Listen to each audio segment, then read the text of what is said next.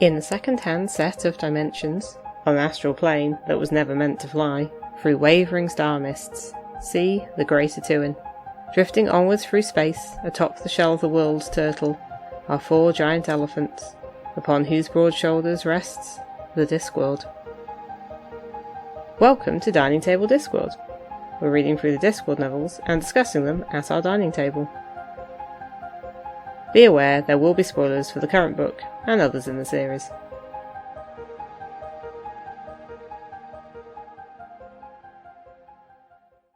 Hello, welcome to Dining Table Discworld. I'm Dave. I'm Kathy. Today we're talking about the 13th book in the Discworld series, which is Small Gods, published in 1992. Do we have a synopsis? Yes. Brother is a novice in the citadel of Omnia, a fervently monotheistic and patriarchal designation. He alone hears the voice of the god Om coming from an ill-tempered tortoise, and then life gets complicated. Vorbis, the terrifyingly ambitious head of the Inquisition, realises he can use Brother's perfect memory to further his plans for Holy War. Brother is torn between the rigid expectations of the Church and the heretics who refute the dogma of heliocentrism and whisper to each other that the turtle moves. On a diplomatic trip to neighbouring Thebe, Brother encounters polytheism, philosophy, and a huge library. After diplomacy descends into war, Brother must trek through the desert, defying his god's orders to prioritise self-preservation. Back in Omnia, Brother is helped with his moral quandary by a sweeper. Meanwhile, the rebels take a stand against orthodoxy, and God as a tortoise desperately labours to be reunited with his sole believer. Excellent. Just a quick content note. We mention torture because the book mentions torture. There's no specific details in the episode, just reference to burning and mention of crucifixion. The book itself doesn't have much detail either, but it is in there. What are your first thoughts?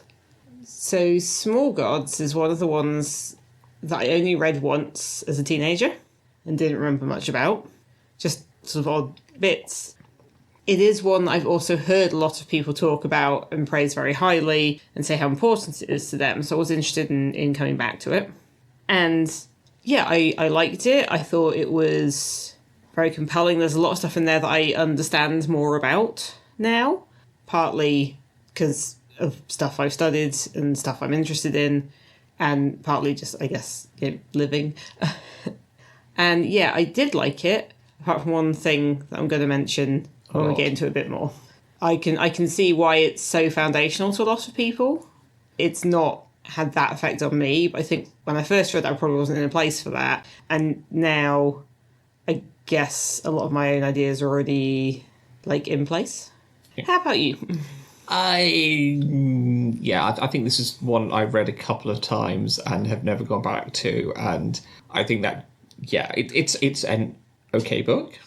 I wouldn't say I dislike it, but I think throughout, because I don't know enough about Greek philosophers or philosophy or things like that, I felt that I was always missing the jokes. Some of them I got, but through a lot of it, it's like things would happen. It's like, I'm sure this is supposed to be funny, but I'm just missing it.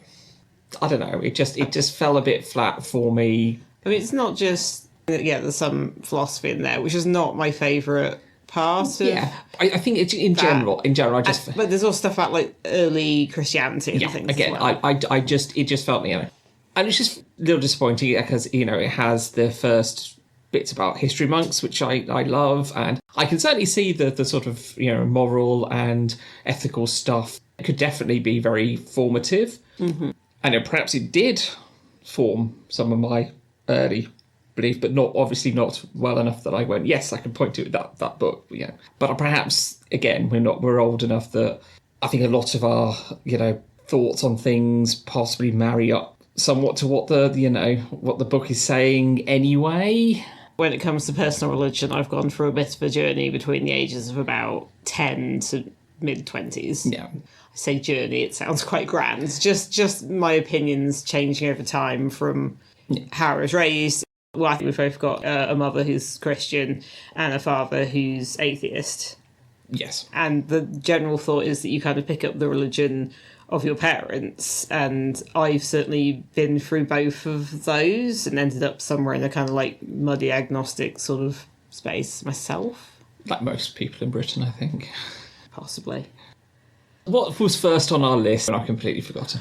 It's the one kind of major objection I have. So we're starting there. Well, I think I said if we start with that, then it kind of is out of the way and we can get on to the meat of the book. Go for it. So as I've already said, I can understand how this is absolutely foundational. Some people's thinking, it's a brilliant take on organised religion. I saw something somewhere recently where somebody said it's both a deconstruction and criticism, but also defence of organised religion. And I can see all that, and it's very well done, and it's a compelling story, quite like stuff about ancient Greece, although that's kind of more of a flavour thing, and, you know, there's stuff about early Christianity, particularly, that's in there. That's all fine. I can see why it's very important to people. But of all the people who talked about this book with such admiration, none of them mentioned this thing I'm going to say. There are no women in this book. Like, it's not just worse than Colour of Magic, it's worse than Lord of the Rings. Yes.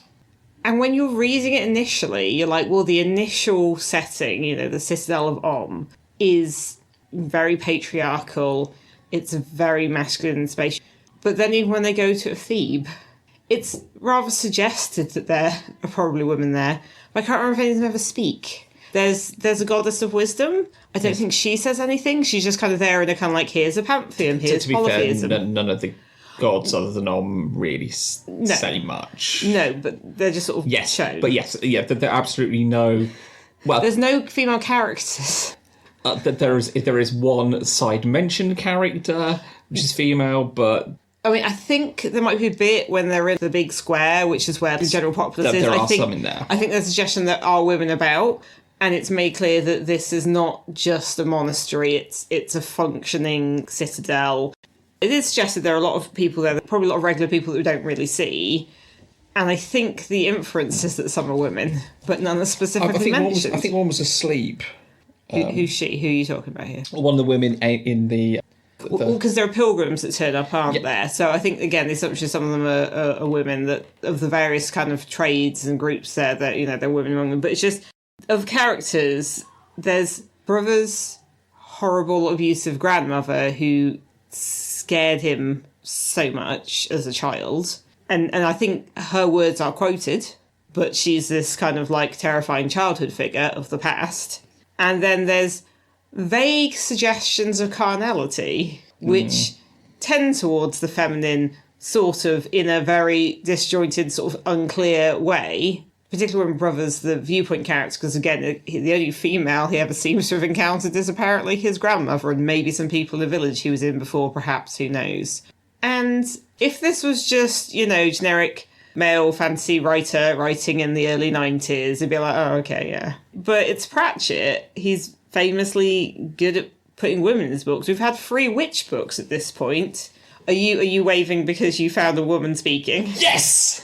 Okay, who is it? I've no idea. She's just stated as a young woman. The petitioners in the place of lamentation, and the eagle lands, and an old man goes, "It's a sign," and yes, a sign. A young woman said, a young woman next to him.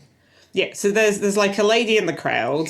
When they go to a Thebe, I think maybe there'll be a bit more. I think that there's a couple more. Sorry, I feel I've succeeded in fact. It doesn't negate the point at all. It was perhaps characters. I think it reinforces the point that While I've been talking, you spent a few minutes trying to find any speech marks that were attributed to a woman, and you found one, and it was somebody unnamed. And I wonder if this is one of the reasons, not like consciously realised, it didn't gel with me as a child or it was a teenager, because it's like, I'm not there. People like me aren't really in this. No. Yeah, because when they went to... I noticed it first. I thought, oh, this is what this place is like. And they go to a Thebe, which is supposed to be different. But again, I think there's a suggestion there are like servants or slaves or people in the palace or in the streets that are women. But he just walks past them. They're non-gendered. It's kind of like there are people in the crowd scenes, people in the... It's not... You presume that they would be mixed gender, but there's not it's not specified. No.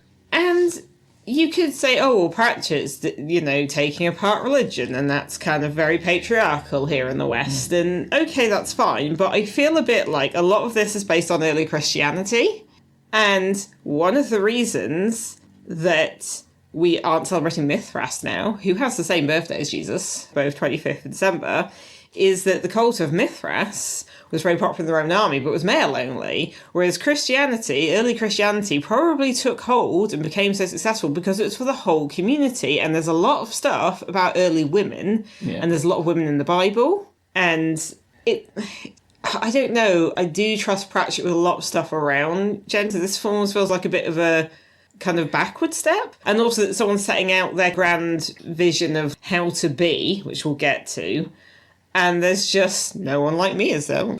I'd like to think it's not a conscious decision. No, but it's quite a big omission. Yes, I think there is you could certainly have fitted some women characters into it all.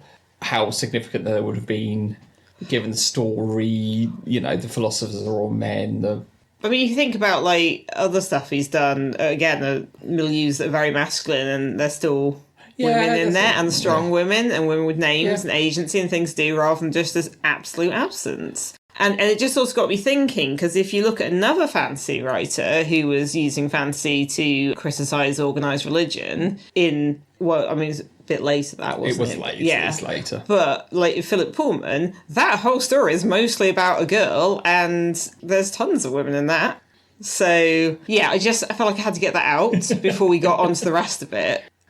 Moving on to Pratchett's sort of take on organised religion, although, again, kind of referring to Pullman, because there was that thing, wasn't there, where I think, was it the Catholic Church? Certain parts of the Catholic Church banned his Dark Materials books, or they were angry because it was... The church didn't like it. We say the church, that's a bit... It's not the 14th century, Swathes there's quite a few. Various denominations of the church didn't like it. At one point, Pullman said, well, I'm not targeting Christianity or whoever it was particularly. He's like, I'm criticising all religions, and I hope that other people are equally annoyed about this. And at the time, you're like, oh, okay, yeah, that's, ecumenical or something. And I feel like maybe that's what Pratchett's doing, but I don't think we can ignore the fact that Pratchett and Pullman are both from a culturally Christian country. I don't know what their specific beliefs are, but they're both British from a country that is culturally very Christian. Yeah. So I think what's being talked about here is largely Christianity. It's certainly Abrahamic religions, but where we are, Christianity is the main one that's been entrenched for over 1,000 years. Yes. So that's going to be kind of what's being discussed. Even if the thought is, this is about organised religion in general, the specifics are kind of that. Having said that, I think there's a lot of interesting points there. There's stuff about echo chambers, which I don't mean in the kind of modern social media sense. Well, I suppose the whole thing is you've got who would manifest as a bull or an eagle or something. Or a swan. He didn't do eagles, but he definitely did swans. Swans and bulls. Yes. Which, kind of Zeus-ish. Yeah, very, very Zeus-ish. But, again... And all the smiting he wants to do. Although that's quite Old Testament. God. It just reminds me of an article I read where somebody pointed out that there's a difference between Christian atheism compared to perhaps Jewish atheism, or compared to atheism in other parts of the world and from different cultures, and because no one's bothering to not believe in Zeus. Yeah. Not that I'm saying no one, probably some people may believe in that sort of thing, but the point is, if you're from a culturally Christian background you're criticising religion in general, it's probably going to largely be Christianity, which you don't necessarily see when you're in it. But yes, he's this very kind of smitey, turn into an animal, appear every so often. God, who has various prophets, which again is very Abrahamic. Travelling through the desert. The idea is that tried to manifest and then turned into a tortoise for 3 years because no one actually believed in him, despite him being the god of an entire nation. Yeah. And I think the echo chamber thing is the idea that people are now worshipping the church and not the god. Yes. And that it's all become dogma and structure. And it sort of takes this idea of the church becomes like a shell. I think this is the reason it's a tortoise, as well as obviously it being a very Chelonian sort of world. The church structure becomes a shell for the god, and then the god eventually dies inside it, but that isn't noticed because the structure exists. Yes.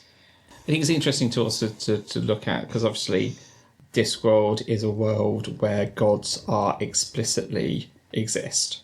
And throughout the Phoebe section, philosophers are randomly talking, atheists are talking about how terrible gods are, except for the ones that try and smite them. And the idea that that they're listening and they don't like it if you talk trash about them, or stand on the temple of the small gods in full armour, shout in a rainstorm, shouting all gods are B words. And so the gods existing rely on the belief from their followers and their worshippers to exist within the world, which is an interesting idea of belief and how that powers. Which you touched on a bit before. Yeah, the swear words slightly. Belief in things we get into a bit more in Hogfather, but belief in gods. This feels a bit like him, as well as talking about religion more broadly in Here and Round World. It also feels a bit like him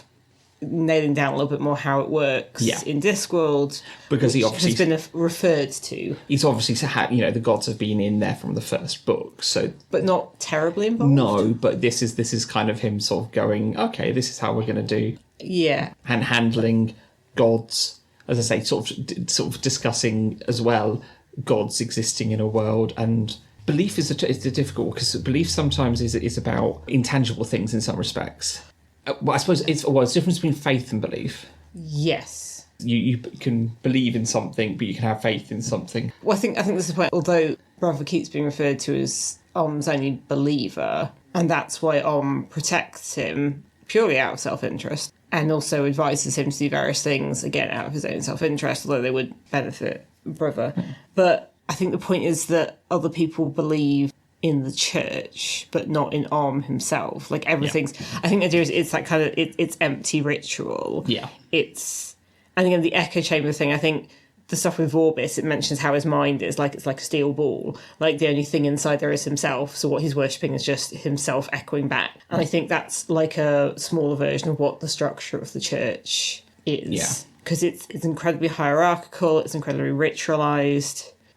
An interesting thing with the small gods is I think that reflects kind of animism. Yeah. So the idea, you've got like gods of these stones or gods of this spring or that tree, or it's this idea that everything has a spirit or some sort of like life force or something, which obviously is something that a belief that exists all across the world. And I think the idea of this is because the book goes into like the early days of Om and how he became the great god Om. Yes. And it's that, some of these small gods get lucky and somebody believes in them and something happens, and then that they build on it. So it's sort of like the idea that if you're ruthless and cutthroat enough, you can grow. It's kind of food chain in some respects, for gods. Yeah, I suppose it's not quite like, it's not like he's eating other gods. No, but he kind of, survival of the ones who are willing to backstab the other gods. Which is not quite what survival of the fittest is, despite what, like, social Darwinism says. Yeah.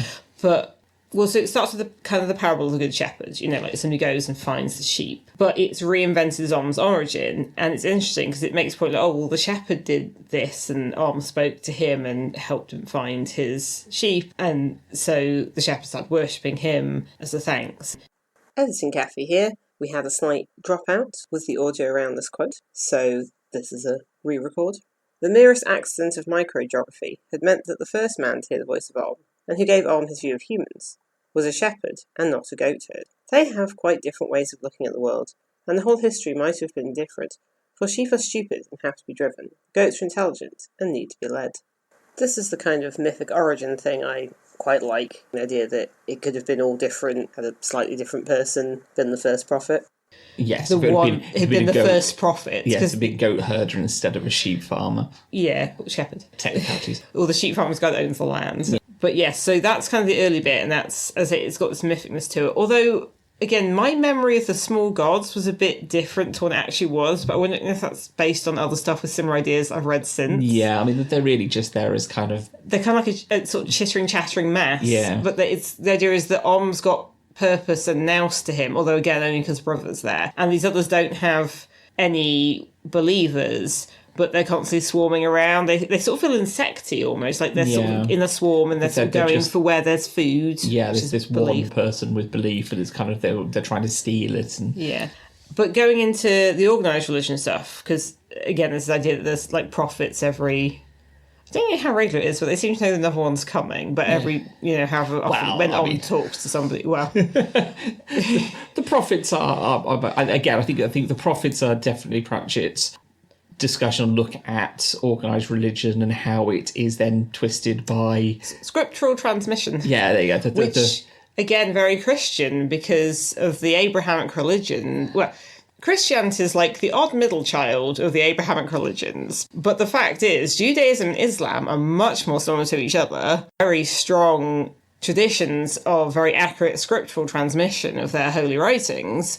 And Christianity has had that at various points, but at this point it's just gone all a bit it's become rather fast and loose with it at this point. So when we get into the church as the structure... And like I said, about sort of a shell for the god. So you've got stuff like the Quisition, which is clearly the Inquisition. And you've got the rebels who say the turtle moves, clearly reference to Galileo, and still it moves.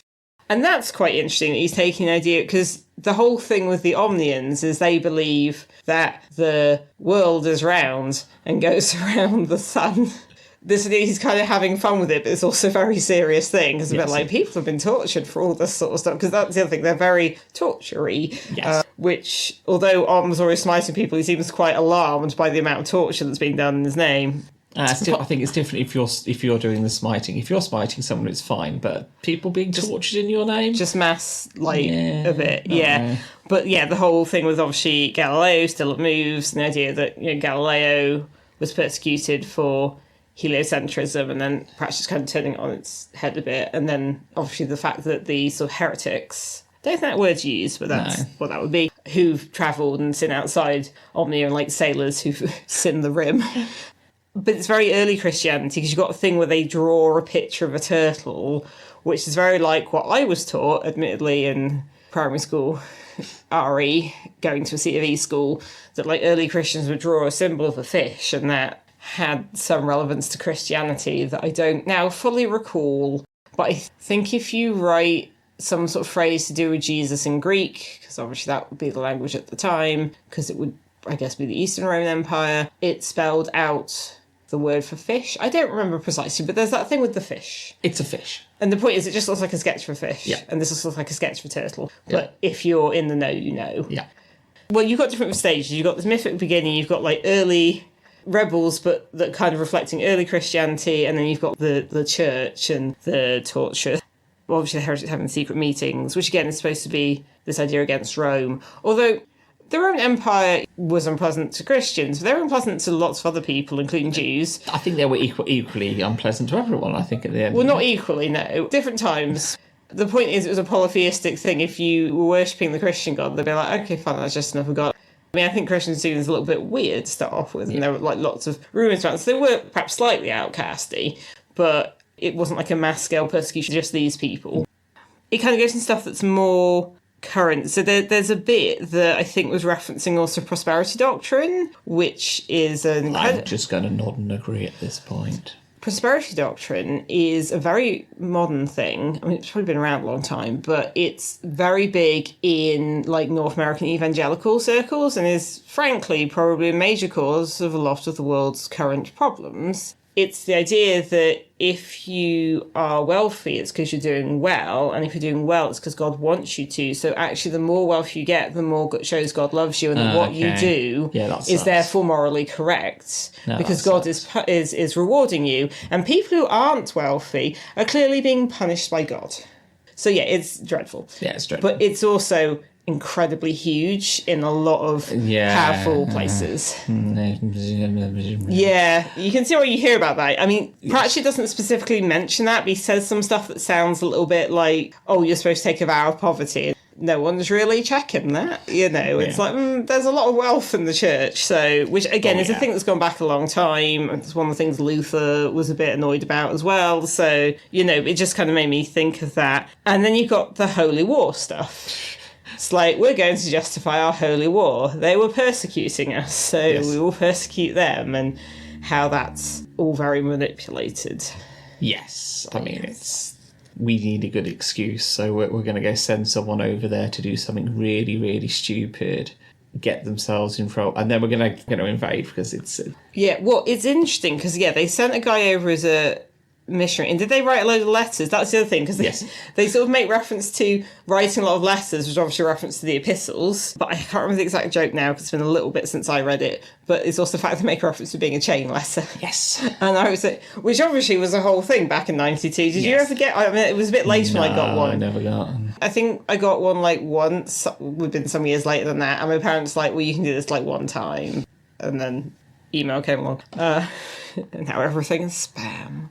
The other thing that's interesting is they send a guy over to preach to the irreligious heretics or barbarians in the neighbouring nation.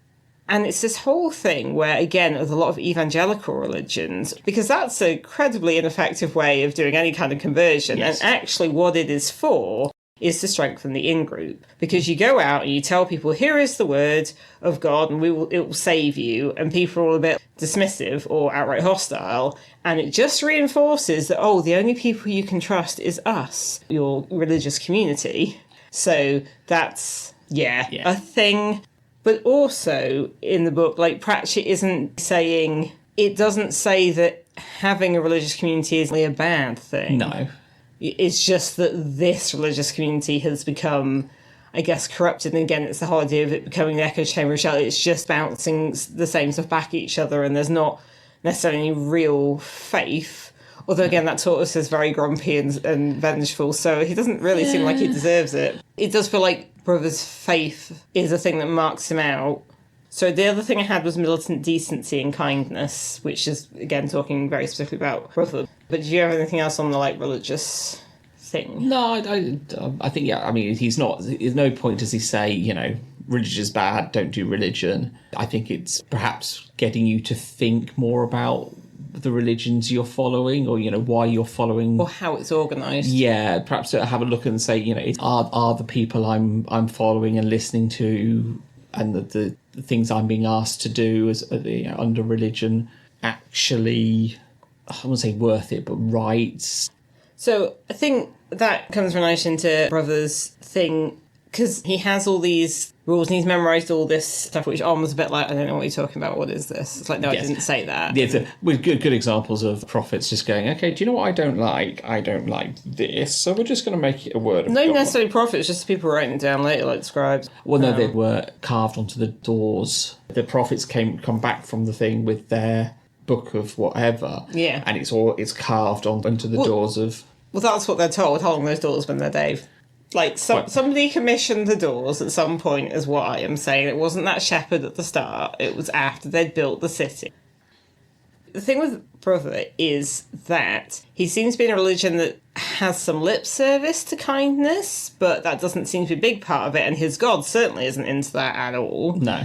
But Brother himself is incredibly kind, and this made me think of the militant decency post that has been circulating on the internet for quite some time. It seems to have been posted by Social Ephemera. I can't tell when, but I've definitely been seeing it for years and years and years. And it's more of a wide thing about Pratchett, but I think it really comes through in this book. So, Social Ephemera says, thematically speaking, the most important thing Terry Pratchett taught me was the concept of militant decency.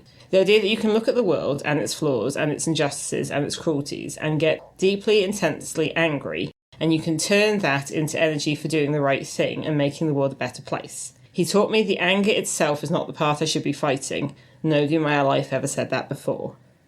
Now, this comes up a lot in Pratchett. I think we've already mentioned in the Witches books with Granny Weatherwax about damming up anger, and that was clearly what Pratchett was doing. That's clearly himself. Yes.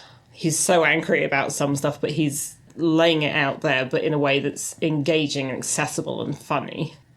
The thing with Brother is it doesn't start with anger, though. It starts with decency and kindness. Brother is just trying to help. The fact that most people are suggesting he should eat the tortoise, and even without eating on the... Is there, though? I will say, just a side note, I think this book slightly misrepresents tortoises. It's always about how frail they are, and also they're good to eat. And slow and not good at getting around. We've been to Greece. We've seen tortoises walking around. They can move when they want to. They're like tanks.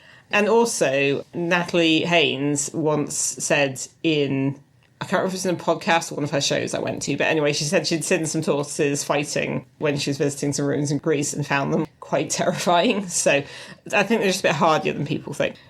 Anyway, Brother's just been trying to do what's right, and he's being told to do things. He kind of does what he's told, but he's been influenced. He's met Ephesians, he's seen their library, but he can't read or write. He's illiterate.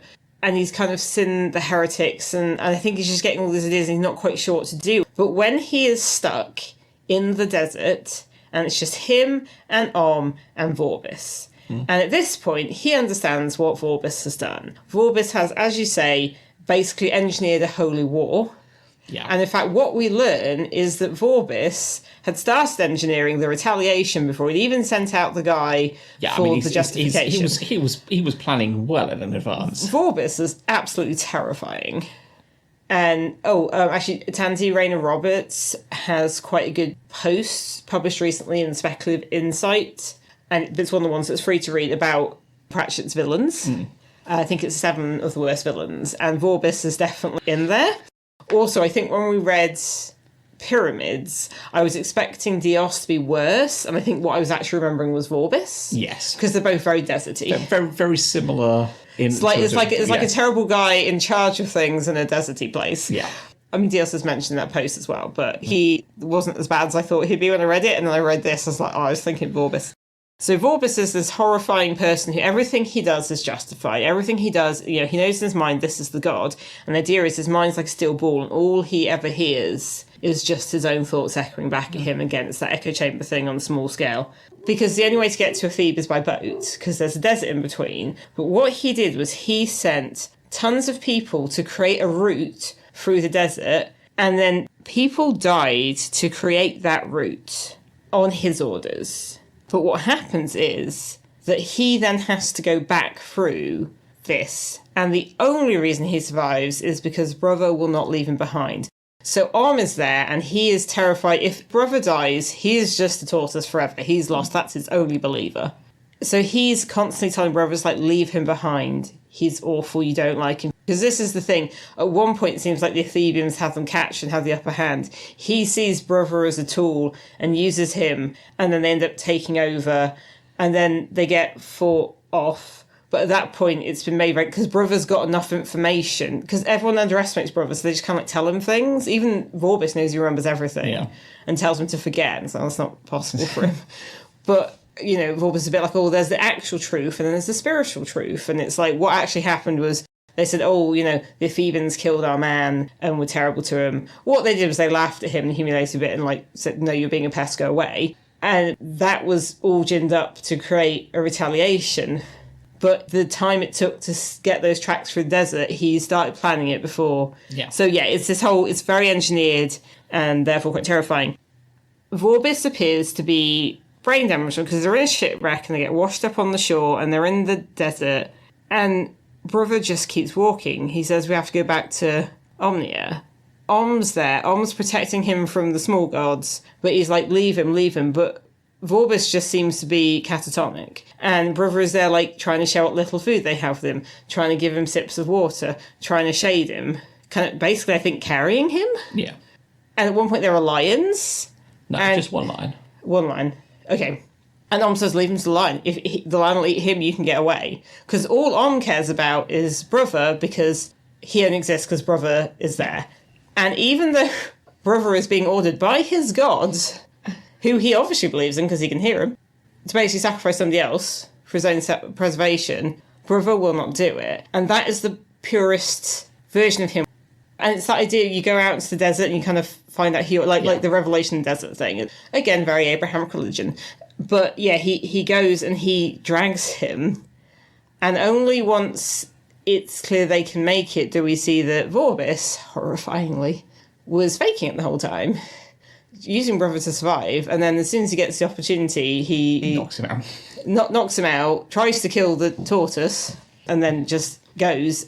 And this is the thing, once Brother's back in the Citadel of Om, around the whole structures and everything, Vorbis has gone through the desert, he's going to be the new prophet. He heard that that's how he survived the desert. And when Brother turns up, he's like, he was part of my thing. And Brother knows he's lying, but he's in this structure again. It's like the structure and all the things the heretics said and all the things the Thebans said and what he's being told very definitely by the, hierarchy he's lived in most of his life. It's also confusing. And at that point, it's like in the desert, he demonstrates this very pure idea of sort of sacrificing yourself. Not even sacrificing yourself, but care for others. That's the decency and the kindness. He's not going to leave him behind. And I was like, Vorbis would leave you behind in a second. And then actually knocks him out and does that. And Brother's like, but that's him, that's not me. So it's this idea of, he's not got to the militant bit there, but the decency and the kindness. And that when he is away from the structure, he just is himself. And it's taking care of others and taking care of the vulnerable, which is kind of what you want from a religion. Yeah. Care for a community, even if that community is only like one other person who's frankly kind of unpleasant. Or, in fact, horrifying. So that's just a thing that I thought was important to mention. And I also think at the end, with what happens, it sort of shows that Brother perhaps deserves where he gets to, and he's got to that not through divine help. Om's helped him sort of with the small gods, but physically he can't really help him, he's a tortoise. He's probably more of a drain on resources, but the point is it's that which feels more holy than any of the structures. Yeah.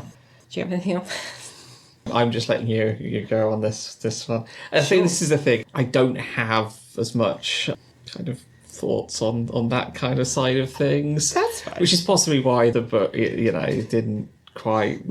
Okay. Building on that, I feel like the book also shows Brother various ways to be. Yes. Which are all masculine. But we've touched on that. So you've got just wanting to smite people, but still kind of disgusted and terrified by torture. I don't know if it's particularly... It's just that it seems like torture's quite inventive. And that makes it cruel. There's a thing, and I think... Which book is it in? Is it in... I think it's Regeneration by Pat Barker, which is based around the Second World War, and it has a lot of stuff about people who have shell shock. But there's a bit in that where they say... It's kind of the idea of imagination and how it can be horrible. Because the thing with crucifixion, just to take a very famous example, is that you actually asphyxiate first. Yeah. And it's a very horrible way to die. So rather than just like, oh, this guy's a problem, we're going to stab him or execute him, it's particularly horrible. And again, a lot of stuff with the Spanish Inquisition is that you've got people whose job is to come up with tortures. And I feel like Om definitely sees some stuff when he looks through a vent down to where the Inquisition is based and is like, oh no. Because he is a god, it's just like, I'm going to blast somebody with a thunderbolt and there we go. Or I'm going to smite you and curse you to something for generation. But it's like, we're just going to do it a simple way and then it's done. Not this kind of horribleness. So it's this kind of horrifying imagination. Vorbis, obviously, example, because the thing with Vorbis is he's only a deacon or something. He's not that high up in the church. No, but he's head of the Inquisition, and he's head of that bit, which is where all the information comes in and where the tortures are devised, and one feels like he's very involved in that, and definitely the turtle thing later. And then you've got life in Sistar in general, so you've got stuff like, there are obviously a lot of regular people around. You've got the slightly odd guy who oversees the novices. Yes. And one of the funnier bits is de Blas, or cut off my own hand, de Blas. That's it, isn't it? Yeah. Yes. Who sells lots of stuff in that kind of courtyardy pilgrimage place, including stuff like after their sell-by dates.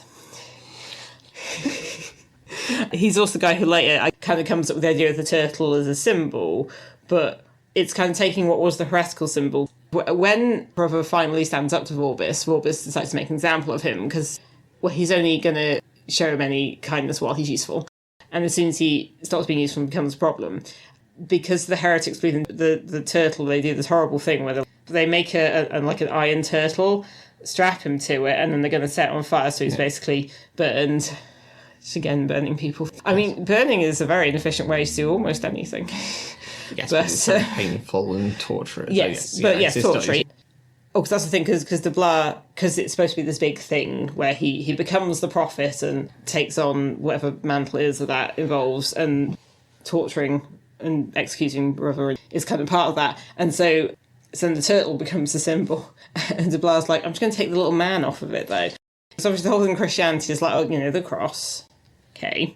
But then obviously you go to church, it's got like a man on it, and you're like, that's actually quite grisly when you think about it for any length of time. But yeah, you've got, it's obviously one of the Dibbler types, but they've got a crowd, so he's there.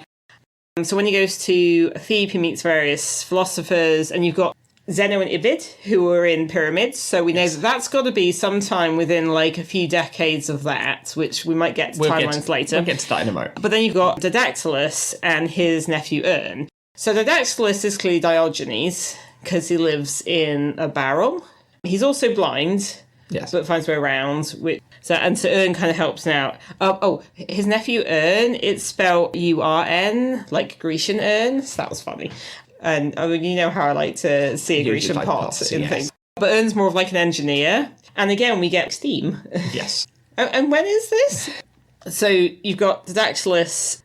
Because the thing is, the heretics all have the turtle moves as this tract that they pass around secretly and having these secret meetings. They're drawing their turtles on the wall and they're trying to undermine the church a bit in this simple way.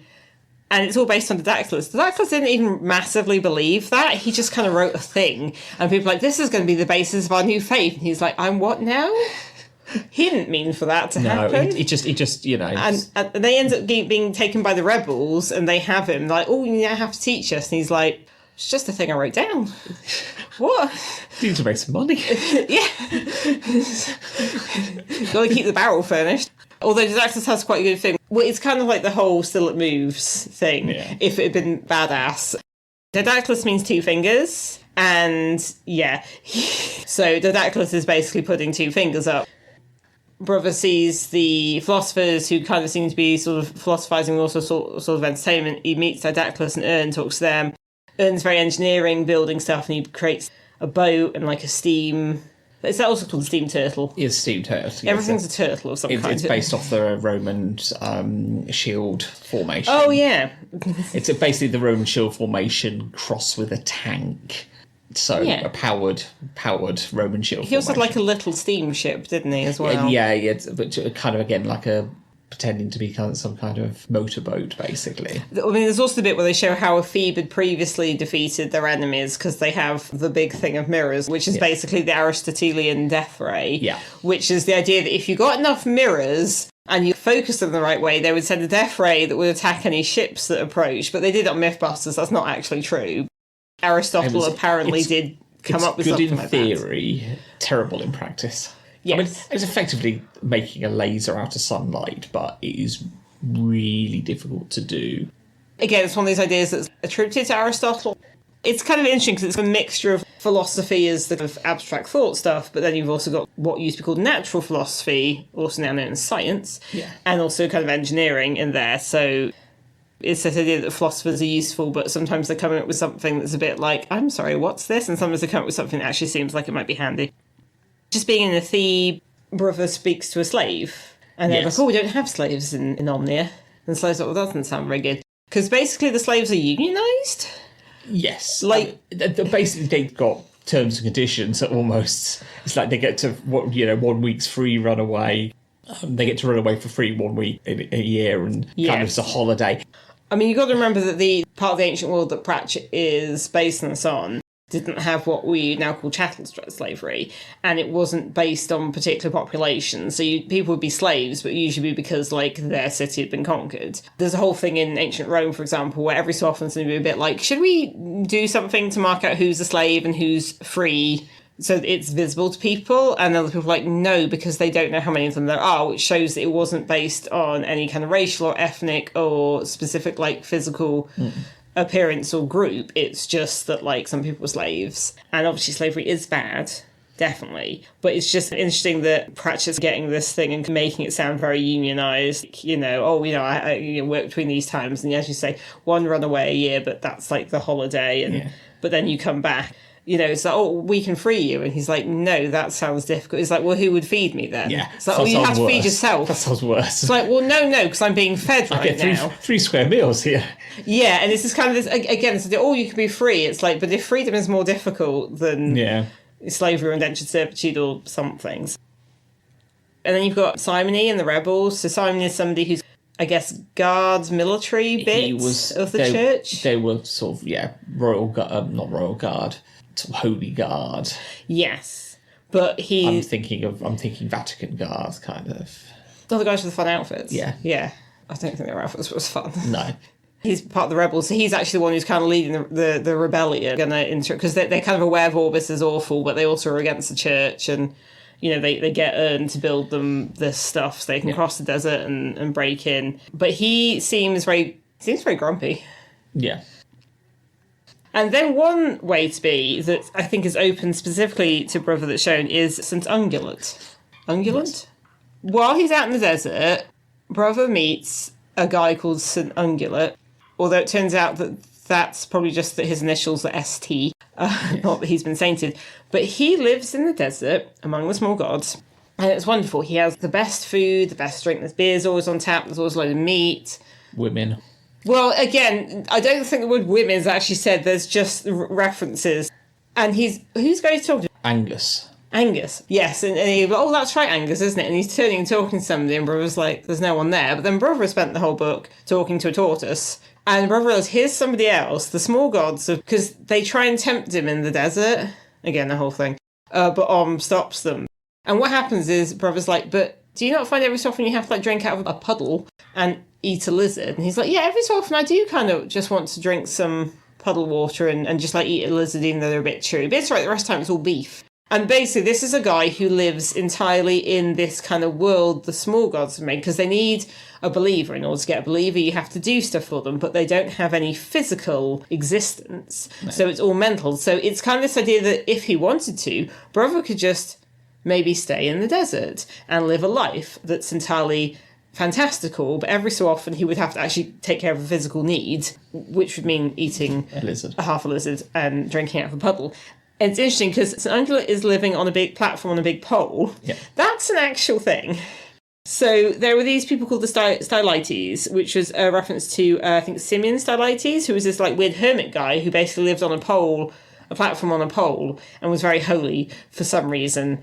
Because you live on a pole, you've got to be holy. There's got to be some reason for doing it. I think he was the main one that did it, and then other people kind of did it later. But I think there's sort of this idea of leaving the world behind and being a bit hermity and that kind of thing. It's just interesting because it's a bit here's a way Brother could live this way. The small gods were already kind of offered that to him. The quote that made me think quite strongly this bit is it didn't matter if you fooled yourself, provided you didn't let yourself know it and did it well. Yeah. Because this is the point, Brother's well, how are you eating? Every so often I just eat because he thinks he's eating beef all the time. Every so often he gets so hungry. And he's talking to Angus. And then Angus says something back, and it's all right. It's just various ways. Brother is, all of his life, it's been terrible grandmother, then he's a novice, and do some gardening, and the Sister of Om, and then it's his horizons are expanded, but expanded so much, so quickly, that I think for a while he isn't quite sure what to do.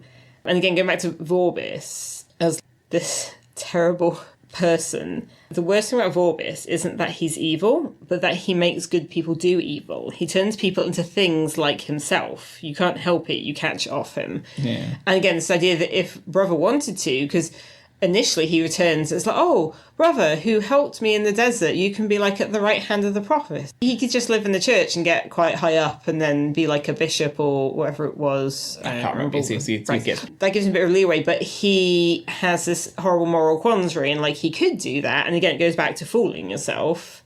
But then you would be like Vorbis, and you'd be propping up Vorbis, because he knows Vorbis didn't speak to Om. Yeah. Brother knows he's the only one that spoke to Om, because no one else can hear Om. It's very interesting to sort of see different ways for him to be. Did you want to talk about the history monk? I felt the main bit is about Brother's moral quandary. Yes. So Thief of Time is one of my top 5 books, and I'd completely forgotten that we get the history monks introduced at this point. They go away again for a while. They go away for it. And we get introduced to Lucy. Lucy. We'll work out a pronunciation for that by the time we get to Thief of Time, who is one of the history monks. The sweeper. The sweeper has bonsai mountains. You can only do bonsai mountains if you're a monk of history, because they take a lot of time to develop. Lucy is 700 years old, and he is sent out from the monastery where all the different ways of storing history in this one. It's not the big spinny thing. There's not so much about it, is No. there? To It mentions the advert, though. Yeah, to go and witness it. The idea that events happen, but history is witnessed. So you have to have somebody there to witness history. Mm-hmm. And throughout the book, he's kind of there sweeping. Helping in the garden. Yeah, not really, doesn't talk, but just kind of points out and, kind of there being a witness, and later on does one very minor thing. So it doesn't upset the space-time continuum. So while they are making the Iron Turtle, there is a lever that needs to be forged to basically make it go. And Lucy sneaks in and quenches it before it's fully, so that the metal is brittle, so that when they go to throw the lever to make it move, it breaks and it doesn't burst down the walls, the doors of the citadel when it should, and it helps. It's a small, minor change that he does, which results in Brother becoming the prophet and the head of the Omnian Church. I thought he also helped, because when Brother has this big moral quandary, he ends up... In my head, he's like lying down in the garden. I'm not sure what he's actually doing, but I feel like he's there, and then Luzi, who'd never spoken before, suddenly says some stuff to him. Yes. And he doesn't give him any advice, but somehow I think he just gives him enough space. Yes, it's the thinking kind of that's wise, the bit I remember better. It's the wise monk who doesn't. It's interesting because on the cover of the book there is a guy holding a broom. And he doesn't look at all how expected, but if you said monk, you'd be like with a broom. You'd be like, yeah, but obviously that's very Western, beardy robe sort of monk, brown robe monk. And obviously in later things, Lucy is very Yeah, I never looked. I never considered. He's the only guy with the broom on the cover. Yes, but. Obviously later, as we know him, he's more shaven-headed, yellow robes. Yes. Eastern-style monk. But yeah, and it's interesting because at one point it sort of mentions him returning to the history monks, and he says he goes for a tunnel, and I'm like, is this like that Tibetan tunnel thing? Which I only know about from Good Omens, to be honest. It's not the thing I've encountered elsewhere. Gives him a cup of tea. Oh, that was it. I know he did something... I think the point is that, yes, he does the thing with the handle, but he also gives... rather a comforting space to actually think through his moral quandary. Basically, just to talk to someone. Yeah. He wasn't trying to tell him what to do or what to think. Because that's the thing, the rebels are you have to act against Vorbis. Vorbis is saying, well, if you have a comfortable life, if you stick with me, and also will do horrible things if he doesn't, which is what happens. And also, the thing with the rebels is Simon is really angry and he wants to, take down the church, and he's really disappointed that Dactylus is just a bit no, I'm not genuinely up to be a revolutionary. So the history monks are thrown in there. I enjoy the history monks, but that doesn't help us pin down timelines, because obviously it's something we have talked about previously. Is where these books fit into. Well, so what we said with the first 10 was that Pyramids was the most standalone, and I mentioned the theory, which I kind of agreed with, that Pyramids could be hundreds of years before anything else, because although it has Ankh-Morpork in it, it just has the Assassin's Guild, which is one very long-running guild. Or it could be a long time before what a lot of the rest of the books are. Yeah. Now, the fact you have Ibid and Zeno in this shows, okay, it's got to be the same sort of rough time period, though it could be some decades apart from Pyramids. Yeah. Also, this is the only book that mentions Djel, because at one point a load of neighbouring countries go to invade Omnia because they've been massive pain, and it does mention that people from Djeli Baby are there. Yes, there's a general from Djeli Baby. Yeah. Yes. Okay, we're going to talk about the end because we have to do it for this. Brother's being tortured and Om is trying to get back to him. And, there's this one bit. So they strap Brother to the... What's that turtle called? Maybe a different metal? The other metal turtle, the torturing one. But basically, he straps his metal turtle, and they set him on fire. And he says, I'm on my back and I'm getting hotter and I'm going to die. And I was like, ooh, when I read that, because very early on in the book, Vorbis finds Om the tortoise in the garden, flips him over, puts a stone on his stomach so he can't roll back, and Om thinks to himself, I'm on my back, I'm getting hotter, and I'm going to die. So it's this very chilling, very strong symmetry. Because when I read that line, I was like, now I have to go back and see if that line is the same as before, because I remember it. And it just shows how Vorbis is. And it's it's not even that Vorbis wanted to torture the animal. He's just interested to see what happened, which, again, creepy. But yeah, Omna gets back, and then with Brother, he's able to manifest. And then it's really interesting, because what happens is, it tells a story then from the far future, or from the future, because it basically has... there's no book of Brother But this is what various scribes wrote down. And then it writes down de Blas saying things, and it's written kind of with all the numbers in, a bit like you have in the Bible, like chapter and verse. Because those are the lines that Om's saying. Yeah. So every time Om speaks, it's like it's got the sort of chapter and verse numbers in. But it's like just before the climax, it references the renovation, which I found very fun. But I am listening to a lot of history podcasts at the moment, some of which are like heading towards the Reformations. The renovation. It basically is right before the kind of climax of the story, and it sort of explains what de Blas later told the scribe. So you can sort of see de Blas kind of like saying, oh, but I wouldn't have done, like kind of telling what happened from his selling a lot of things layperson angle. And it's just a very smart way of telling the story. It's like, oh, this is a thing later, and obviously, so you kind of know what happens, that Brother gets raised up, but you don't know how. And then Brother's arguing with Om, because Om wants to go, smitey, and Brother's like, no, that's not what we're doing. And then Brother says something about, let's give it 100 years. Yeah. And then it jumps to him as an old man. And 100 years later, and he's got to be like 116-ish? Yeah. Because the idea is that I think Brother is young adult kind of age. So there's obviously been 100 years. The problem is that we see Omnians later, and we know it's after Brother because they've got those turtle things, because de Blas like, right, I'm going to sell a load of these, but like take the little man off. Because he's now the prophet, the actual prophet.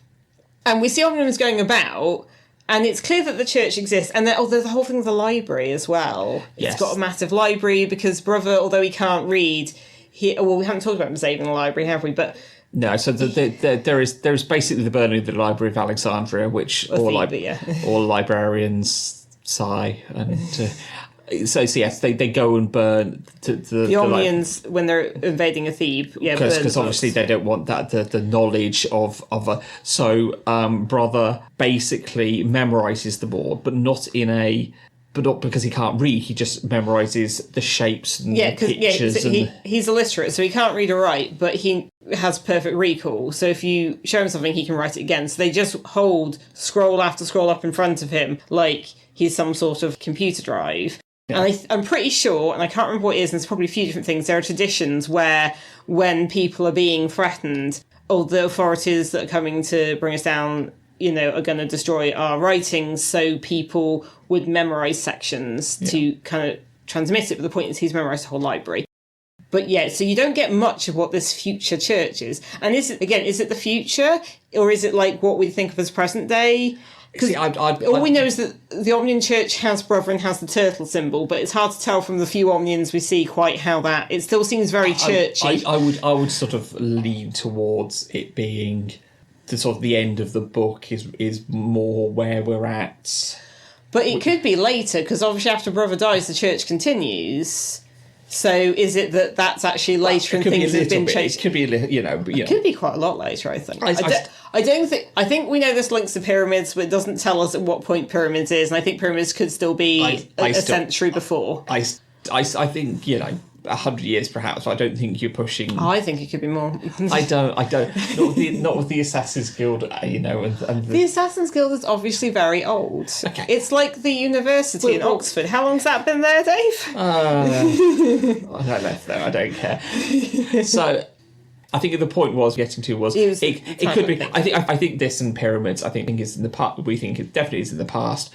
Well, I think 100 years is your earliest. I think could be a couple. I think it's the point is that's the kind of, because you've had whatever Brother does is the renovation. Yes, and then it's got to but then Omnians still seem to be in fact they seem more evangelicizing, but not in a kind of like holy war way, and it's like we're going to go out and talk to people kind of way. I think that's fine. I think that could be later after Brother's gone. But it's got it's got to change. It's got to spread.